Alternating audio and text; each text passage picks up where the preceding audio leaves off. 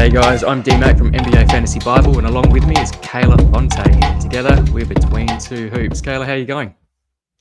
I'm doing well. How are you? Doing really well. We've got 6 days until opening night. Super exciting. We've probably got a few more shows between now and then, maybe another mock draft. But tonight, we are talking about breakout candidates. Shall we get it straight into it? Let's do it. All right. Now, we're going to set some criteria before we get some complaints on YouTube and whatnot about who's a real breakout and who's an obvious person. We've got some criteria here. Now, we're going to go for guys that are 25 or under, but they can't be a rookie, can't already be an all-star, so sorry, Luka, and it just can't be Victor Wembanyama. If your name's Victor, you're not going to be on this list. But yeah, he's going to break out probably as a top 2 player this season, but we won't talk about that at all tonight. So let's get into our breakout players. Kayla. Starting with a guy that we spoke about on multiple shows already in the offseason, Jaylen Williams of the OKC Thunder. 23 years old. He is flying up boards, particularly in category leagues, but you look at those ADPs across the board, Yahoo and Fantrax, he's roughly around that 34, 35, 36 mark. ESPN a little bit higher, and that's reflective again of points leagues. He's not going to be as good in points leagues as he is in 9Cat, and that's really primarily due to his efficiency. And we know he is an efficiency stud, and that's why I love him so much. What do you think about J-Dub this season? I think every year he's just been improving, and now he's heading into his third year where the Thunder are going to be competing again for a championship. So I think it's expected that he'll take another leap in his stats. He's a very versatile fantasy producer. He'll give you a little bit of everything. And like you said, he really stands out with the efficiency categories. The only one where he kind of lacks a little bit is rebounds. But even then, he's still giving you a good number of them. And plus, Yeah, and Josh Giddey is gone. So yeah, I was that's a just going big to thing, say that. We right? spoke about that on our target show, our draft target show, where I think he's going to be the number 2 offensive option ahead of Chet. I think with Mhm. Giddey gone, he's going to be ball handling a little bit more. And I've mentioned it on previous episodes, probably 2 previous episodes, where I think that his steal rate can actually come up just because he's such a great deflections guy. I think that can easily translate into more steals. Of course, that's an extremely variable category, but I think that that's something that has potential to go a lot higher this season. So let's watch this space. Of course, there's Alex Caruso as the main point of defense, but I think J-Dub can take advantage of that extra defensive mindset of the OKC Thunder moving forward as well. So like I said, category league stud, and he'll also be good in points, but just not as good. Mhm. Our next guy, again, we spoke about this man in a lot of shows, but Jaylen Johnson. Jaylen Johnson is someone I am so huge on this year, and I've been lucky to grab him in so many drafts. But DeJounte Murray is gone, and I think he has a huge opportunity to step up as the second offensive option. And he's looked good in preseason as well, so that's a promising sign. We can also expect a lot of good defensive production from him. Injuries were an issue last year, but I don't think we can bank on that too much. Obviously, like it's a part of the game, but I just think the upside is so huge that you have to take him if you can in your drafts. Do you agree? I absolutely agree. I'm high on this guy as well. I agree that he can be the second offensive player on this team. We spoke about how he just came out of nowhere with the triple-double last season. He's got that offensive upside, and like you said, defensively, he's very solid as well. He's the complete player. I think he's in for a top 35, top 40 type of season. And yeah, look at those ADPs. Pretty good. I think there's still some value there, ESPN particularly. And he will be good in points leagues as well. So he's the Mhm. complete player in my mind. Next guy, Emmanuel Quickly. Yes, we've all caught on. He is going to have a breakout season. So this is quite obvious. But I think we just need to talk about him anyway. Now, coming across from the Knicks, he ended last season on a high, but there was a lot of injuries, a lot of shenanigans going on at the end of the season. But I think he can carry on with that momentum alongside of Scotty Barnes, alongside of the rest of the team. I think he can be a top 10 assist guy, and I think that's really valuable in category leagues. I think he's going to also be in very valuable in points leagues. Mhm. But I would be comfortable taking him inside the top 45 in a category league. What do you think? Yeah, and that's actually something that I have done in a category league, but he's going to have that consistent starting role with the Raptors, which is something that he didn't have with the Knicks. And we saw that last season after he was traded there. He had increases in every single category except for the percentages, but still, that's huge. And most notable was that uptick in assists to almost, I think, 7 per game. That's something that we can expect to continue this year. And he's going to be one of the top offensive options along with Scotty Barnes, Barrett, who is someone else that I'm high on, especially in the points league. So big things for him this season. Absolutely. Next guy, Josh Giddey. Aussie Josh Giddey moved across to Chicago from the OKC. We talked about him earlier. Big season ahead? Yes. I think a change of scenery is just what he needs to find his footing again. Last season was very disappointing in the sense that he saw his role reduced over time. Eventually, he was moved to that bench role. So I think with the Bulls, he's going to have a bigger opportunity. He obviously wants to start, and he was very unhappy when he wasn't starting. So it only makes sense that the Bulls will give that opportunity for him. And he is expected to start at point guard. And even with Lonzo Ball returning, I don't see that as a significant concern just because he hasn't played in, I think, about 2 years. So they're not going to start giving him 30 plus minutes right out the gate. It's going to take a long time for him to ramp up. You can expect rest as well. So I think Josh Giddey's role is really solidified right now. I'm glad you brought that up. It was just awesome to see Lonzo back on the court today in the preseason Mhm. game, and he Amazing. looked like he didn't really miss a beat. He was looking smooth. His shot was smooth as well, and it was just great to see him back after such a long time. But yeah, you mentioned it. Is that backcourt a little bit messy? You've got Giddey, you've got Lonzo, you've got Levine, you got Kobe White, you got Ayo Dosunmu. That's a lot of guard talent there. I'm not super concerned with it. I also because I just don't think that the Bulls are done making moves yet. So I think a Zach LaVine trade is very, very possible this year. I don't know. I'm not super concerned though. I just think that this situation for him is just more beneficial than it was with the Thunder. Yeah, and you look at those ranks from last season, that was in really limited minutes as well. So I think the sky's the limit for this guy. If he can get close to 30 minutes a game, I think he has that potential of being a top 75, maybe top 60 type of player as well. So yeah, watch this space, but I'm also high on Josh Giddey. Next, Cam Thomas. Now, he was on our bus show the other day, so you might be wondering why he's on our breakout players list, but I do have a little caveat here. Points league breakout player for me. For a category league, I think a lot of his stats are quite hollow. Yes, he's going to be amazing in points. He's going to really solidify your points pretty good with free throws. Um, Outside of that, I'm not sure where he's going to help you across the board in 9 categories. That's why I think he's really high, and I love him in points leagues. But in category leagues, I'm not so sure about that. What do you think about Cam? It's actually funny because in the drafts that I've done, points and cats leagues, he's been going at about the same mark, like this that's 70-ish.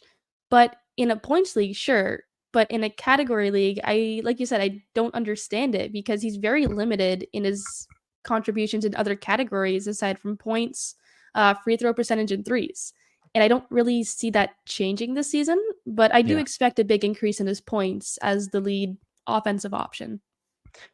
I think a lot of people are just banking on the fact that there's not a whole heap of talent, or at least Mhm. offensive talent, on that team anymore. So he's going to be doing the bulk share of shooting, scoring. Is going to have massive usage as well. So I can understand why people are going so high. You're looking at that ADP on Yahoo and Fantrax in the 70s. Perhaps at that point in time of a draft, you're looking for a punch or a bit of a boost with points as well, because it can be quite difficult to find later in drafts. So I sort of understand it from that perspective. I just don't think that you need to reach that high for him. If he does happen to fall, I'd be happy to take him closer to that 90 to 100 mark, but he's just not Mhm. falling that far. So I don't see myself having many shares, if any, of Cam Thomas this season. Yep. Next one, Jordan Poole. So I am all here for the pool party this season. The past few years have really been rough for Poole, but I think after all of the criticism that he's faced, all of the issues with his teammates and things like that, everything in the past will just motivate him to perform even better this year. Um, yeah, I just think he's going to be determined to prove himself. And in the last 2 months of last season, we saw a different version of him. He was ranked really high in cats and points leagues. So if he can carry that momentum over to this season, I think it'd be huge for him. And it also helps that Malcolm Brogdon is already injured. So that kind of solidifies his minutes there and production as well. He's going to be the starting point guard. But yeah, I think he's going to be determined to prove himself, and it's going to be a better year than last year, hopefully. Yeah, we still have PTSD after last season, going into Yeah. last season really high. A lot of us were really high on Jordan Poole. You said it. At the end of last season, he looked really good, and that's because Tyus Jones did sit a lot at the end of the season. And like you said, Jordan Poole was playing that point guard role. He is slated to be the starting point guard this season. So it bodes well for his value. And I think he gives you a lot of value with points, threes, assists. He will hurt you with field goals, but you come to expect that as well. And there's some really good candidates for big men later in the draft as well to boost those that field goal percentage back up as well. So I have no issue whatsoever taking him quite early. That ADP of 87.4 on Yahoo, that presents a lot of value. So I'm really happy to take him a little bit earlier than that. And he's going to smash the 9-cat ranking from last season, and even the points league ranking. I think he can easily be a top 70 guy in points leagues, probably something similar in a category league. So yeah, really looking forward to seeing him on the court this season. And I think in the last 2 months, he did rank in the top 80. I think that's what it was, which is a lot better than what he finished with. Absolutely. And just going back, he's only 25. He's still got some room for improvement as well. And he probably doesn't want to be, but he is one of the leaders of the team now. So he needs to step up from that point of view, and even from a usage and just a winning mentality on that Washington Wizards team. Next one of my guys that I spoke about in a previous episode, but Derek Lively. You may be wondering why I'm so high on him, particularly with Daniel Gafford still on the Dallas squad. I just think that he doesn't need a whole heap of time on the court to be effective. And we know what his game is. It's field goal percentage. It's blocks.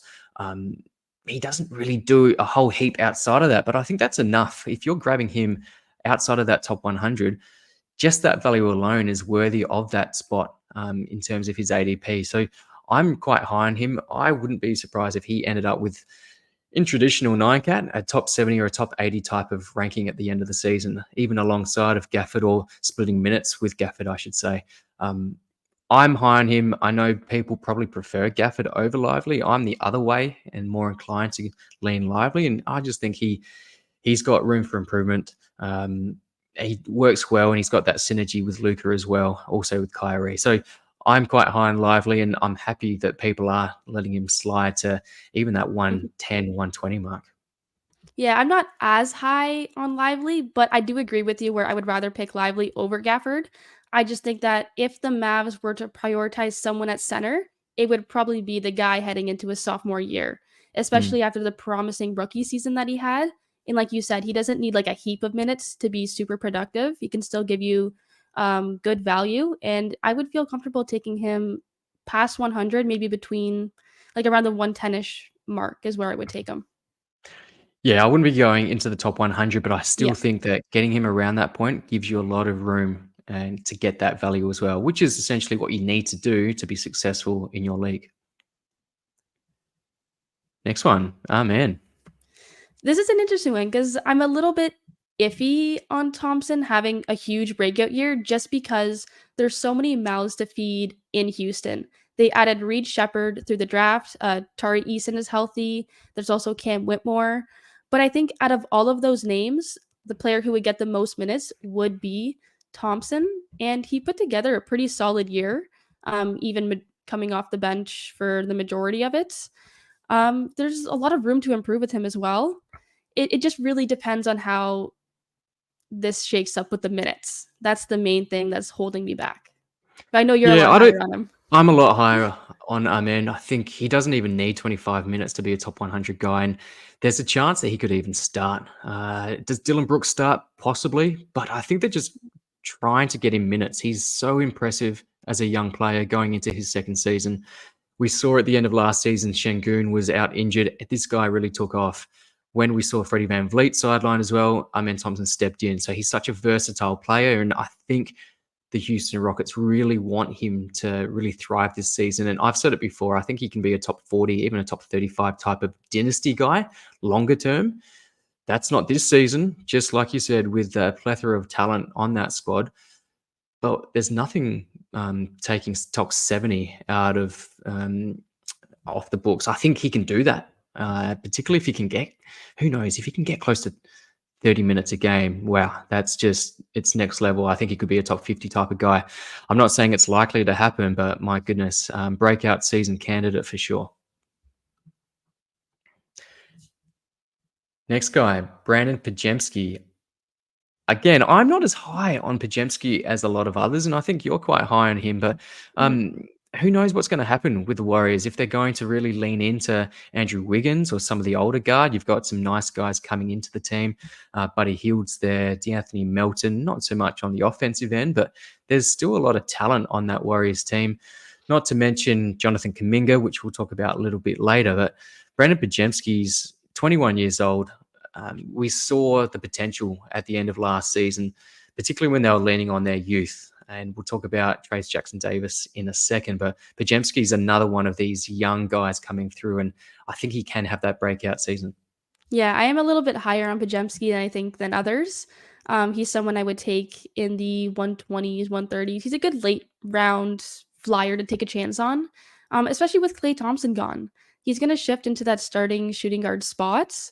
And I could see a bigger role for him offensively there. Maybe a jump at his threes, points, assists. He's a good rebounder as well, especially for his position. He's not the most efficient shooter, but I mean, he was a rookie, and those are common problems with rookies. But I think he's primed for more usage, especially wanting to learn from Stephen Curry and prioritizing his development. So I would definitely take a flyer on him, and I have in many leagues. Yeah, I think Steve Kerr is a massive fan of his as well. So I think his role is going to be safe. I don't think he's going to be playing less than 25 minutes. So yeah, absolutely a great chance to be a breakout player this season. I just mentioned him, but Trayce Jackson-Davis, another one of these youthful guys. But when I say youthful, he's actually 24, so he's not as young as you think. But he really started to take off at the end of last season, particularly when he had some starts. Draymond Green out suspended. But there is a chance that they actually play alongside of each other. Perhaps TJD starts at center and Draymond starts at power forward. But again, like I said, there's Andrew Wiggins still there.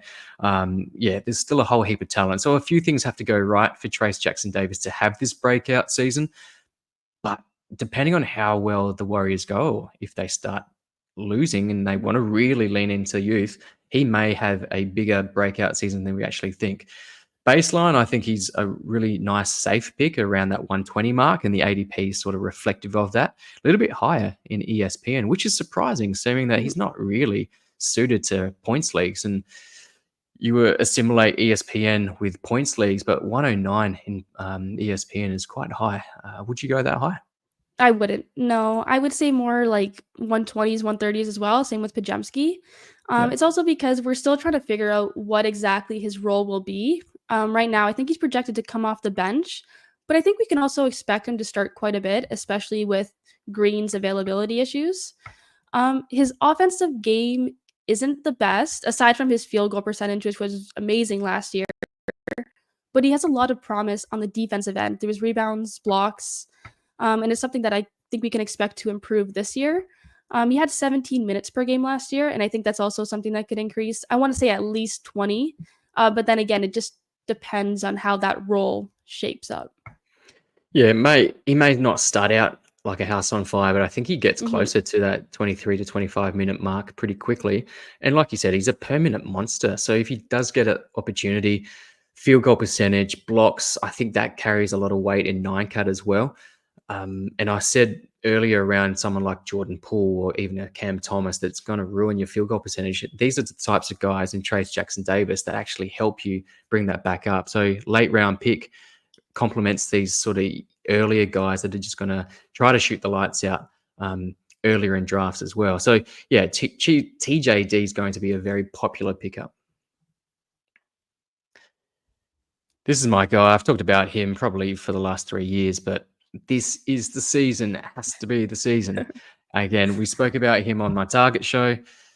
it's time that he takes over that starting role from Clint Capella. They didn't draft Alex Sarr as well, and I think that's just indicating that they're leaning into Okongwu. High draft pick from a few seasons ago. He's still only 23. So again, he's still got time to flourish, and these bigger guys take a little bit longer to flourish at times. In terms of fantasy, we know his stat set is elite, and we've seen it before when he's starting for Clint Capella.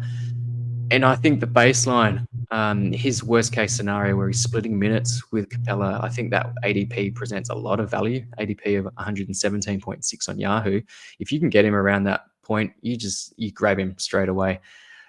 That ADP on Fantrax is probably closer to where he should be going. And I think he's got a little bit of upside there to the point where he could be a top 70 guy, in my opinion, just with his stat set. But yeah, at this stage, he's probably going to start behind Capella, but for me, it won't take him too long to actually get that starting spot, in my opinion. That's what I think should happen, and I hope that happens this season.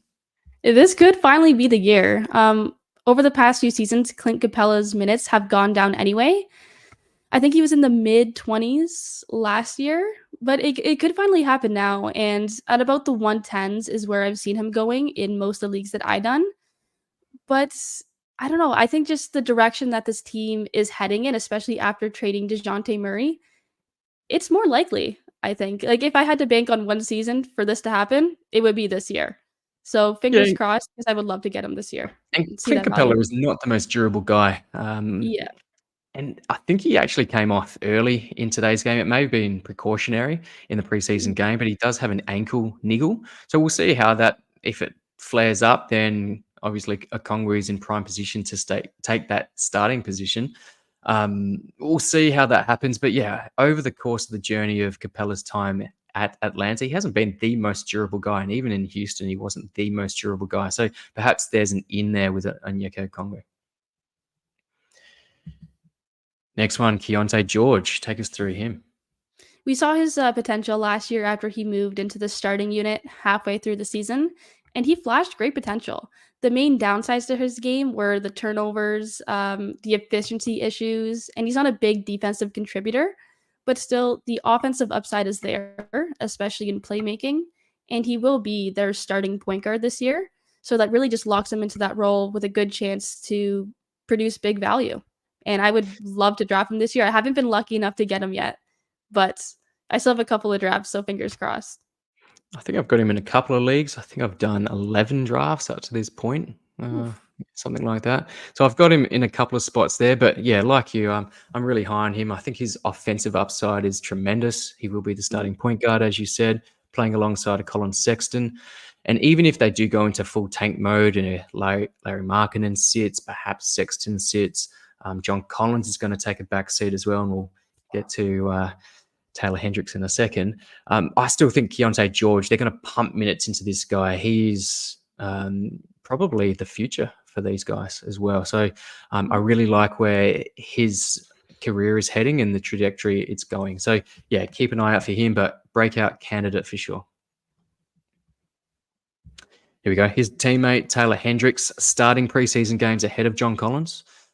I think he's prime for a breakout, and he's been relatively quiet in the preseason games. But the most important thing that I'm seeing is that he's playing those minutes, and he is playing ahead of John Collins. They're leaning into a bit of youth, but also not going into full tank mode from the very get-go. But I think Taylor Hendricks does have that fantasy stat set as well that will be successful with those minutes as well. Yeah, I'm not as high on him, but he's definitely someone who I'm going to monitor throughout the season. To end last year, he did start a lot of games and he looked very promising. He flashed some two-way potential through his rebounding blocks, couple of points, decent efficiency. So he's definitely something to watch out for this year. The only thing is just how that roster is going to shake up with the lineup. He has started, I think, all of his preseason games so far ahead of Collins. So it's just to see how that's going to work out because they do have quite a few options in the front court. But I think we can expect a lot of starts from him this year too. Yeah, I think so. And tanking for Cooper Flag as well, that's probably a potential. But like they will with Keontae George, they'll just keep pumping the minutes into these young guys. So I have no concerns whatsoever in regards to shutdowns or anything like that. I do for Larry Markkinen, John Collins, and the like. But yeah, I think Taylor Hendricks has a lot of upside here. Here you go. Your boy, Dyson Daniels. I absolutely love this guy. I think he is primed for a huge breakout this season. And it's funny because I think a lot of people aren't on the same page because in most of the drafts that I've done, he's been going in the last round or sometimes undrafted, which is just nuts. I've been taking him at about 150, and I can't believe that he's still available on the board at that time. He's replacing DeJounte Murray. So he's not going to have the same amount of usage that Murray was having, but it's still going to be a lot higher than what he was having with the Pelicans. It's going to be huge, and he can give you those defensive contributions.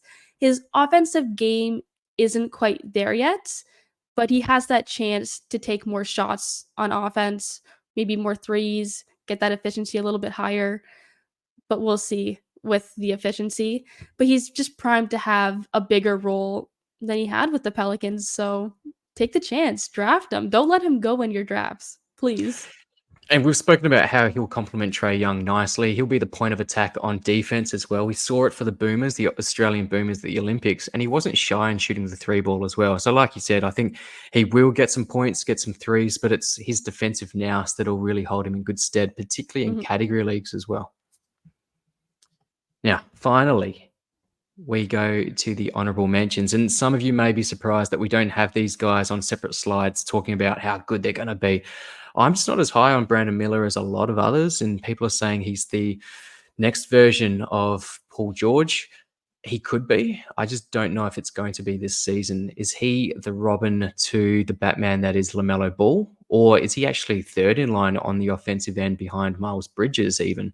There's a lot of guys that will take shots, but I'm not as high on Brandon Miller as a lot of others. What do you think? Yeah, I would agree with you there too. I kind of see him as that third offensive option. And of course, a lot of his high value from last season came from LaMelo Ball being injured. And for the moment, Ball is healthy. So it's going to be hard to see him surpass his high value that he had last year. Someone to monitor for sure, but I just don't see the huge breakout incoming at the moment. Jonathan Kuminga, we spoke about his Warriors teammates earlier. I'm also not as high on Jonathan Kuminga as I am his teammates, but he is going in the around that top 90 mark in a lot of drafts. Would you be going that high, Kayla? I probably wouldn't be going that high. I would look to draft him outside the top 100, but I am a lot higher on him than other people are. I think we can expect a bigger role from him this year. Um, it's the same thing that I mentioned with Jackson Davis. It's we have to kind of see how that front court works out and how the lineup shakes up. But I think we can expect more from him, especially coming off a career year. Yeah, there's some question marks around that starting lineup as well. So it'll be very interesting to see who lines up on opening night. Scoot Henderson had a tremendous preseason game today, or last night, I should say. Do you see that continuing in the regular season? I hope so, but I think it's a little bit of a chance here. He is a little bit higher on my breakout list than the other names here, especially after how he ended last season. He looked very promising. He flashed a lot of potential, but then again, he struggled for the majority of the year. Um, Malcolm Brogdon is also gone, which helps his value. I think he's going to want to turn around all the criticism that happened to him last season and everything that he heard. And he's going to be determined to prove himself a little bit more. But it's also if that can translate in a game. So I would feel comfortable taking him as a late round flyer, but not higher than that. Yeah, and I think Shaden Sharp being sidelined to start the regular season helps him as well. Maybe he gets off to a really hot start, just having a few more extra minutes. He may still come off the bench. But yeah, I think he does have some nice upside, and we did see that today in that preseason game. But again, preseason, you can't read that much into it as well. But very interested to see. He's got that pedigree as a top three or a number 3 pick from last season as well. So I really hope that he does have that breakout season, but let's watch out for him. Jaden Ivey, again, he's had a really, really good preseason alongside of Cade, and it's something that we didn't quite get to see last season when he was really good. It was when Cade was sidelined, but Monty Williams isn't there anymore. I think he's really found his spot in the lineup, and it works well with Cade there with him. Yeah, last year he really struggled and his role fluctuated. The Pistons are a team with a lot of depth and a lot of young guys who are trying to get runtime, which hurt his value. But I think he has a good role in the starting lineup as a shooting guard. I think we can expect to see an increase from last season, especially with the new coaching change. I think that will really benefit him. He's someone I would take a lot higher in a points league than I would in a cats league. But yeah, definitely something to watch out for. Yeah, normally I'd say the same, but he's actually shooting the lights out at the moment. That's not sustainable, Mhm. but it's a lot. His shot does look a lot smoother, and perhaps that can maintain. I'm not saying he's going to be a Steph Curry, but perhaps he's been working on that in the off season, and there could be some category league value as well, just with an increase in his efficiency. Last one here, a little bit of a sleeper pick that we didn't talk about on our sleeper pick episode last time around, but Keon Ellis, he could be probably a better real life breakout player, but I think he's got himself a nice role on that Kings team. Yeah, I think he has a little bit of an elevated role this season. He's not someone who I'm personally looking to pick up in drafts, but he could be that nice late round flyer, especially in deeper leagues. He had some streaming value down the stretch of last season and is definitely a player to monitor throughout the year. Yeah, so we thought we'd just throw in out a little sleeper just as a bit of a bonus just then. But that is it, Kayla. Take us through what else is happening in the next 6 days before opening night. Yeah, we're planning to get some more shows out, which will be great. Hopefully, a mock draft sometime. I have my positional tiers that I'm working on for Last Word on Sports. Hopefully, we'll get that out within the next few days. And bitches be balling. We just recorded our first episode, so Oh, more will yeah. be on the way. Make sure you guys check out Bitches Be Balling. A fantastic first episode. I watched that. It Thank was a you. nice, quick episode, but your synergy with Yuri was fantastic. So I loved watching that one. Of Thank you. course, Thank we've you. got a few more shows. You can find us obviously at Kayla_Fonte on Twitter, and you can find myself at NBA Fantasy Bible. Make sure you follow us on YouTube, subscribe, of course, Spotify, Apple Podcasts as well. But make sure you do follow us for all the latest news as well. So, really looking forward to when the season starts. You'll see a fair bit more of us between now and then anyway. But until next time, thank you, Kayla. Thank you. See you guys.